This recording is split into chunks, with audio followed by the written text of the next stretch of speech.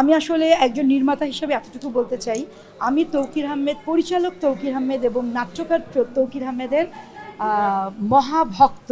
আসলে একজন তৌকির আহমেদ, এটা আসলে এখানে দাঁড়িয়ে তার সম্পর্কে কোনো একটা কথা বলা মানে আমার মতো একটা মানুষেরকে ধৃষ্টতা।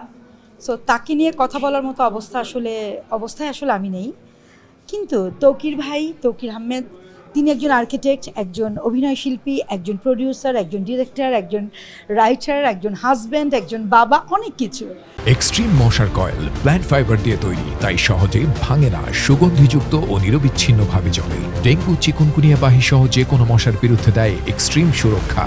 সেই জায়গা থেকে অবশ্যই তৌকির ভাইকে যদি আপনি এগিয়ে রাখার কথা বলেন, তিনি সব জায়গাতেই তার ক্ষেত্রে অনেক বেশি তার সুনাম আছে, অনেক প্রতিষ্ঠিত। কিন্তু আমার কাছে, ব্যক্তি চয়নিকার কাছে তৌকির আহমেদকে সবচেয়ে পছন্দ হলো তিনি যখন লেখেন এবং তিনি যখন ডিরেকশন দেন। আমি আসলে একজন নির্মাতা হিসেবে এতটুকু বলতে চাই, আমি তৌকির আহমেদ, পরিচালক তৌকির আহমেদ এবং নাট্যকার তৌকির আহমেদের মহাভক্ত, এবং আমি তার লেখার মুগ্ধতায় সবসময় আমার সময় কাটে এবং আমি তার যে কোনো কিছু কখনোই মিস করি না। যেমন কিছুদিন আগে তার বিটিভিতে একটা সিরিয়াল গেল, আমি কিন্তু ওটাও দেখেছি। তো যখনই তৌকির ভাইয়ের কোনো লেখার কাজ থাকে, কোনো ডিরেকশনের কাজ থাকে, আমি ছুটে যাই।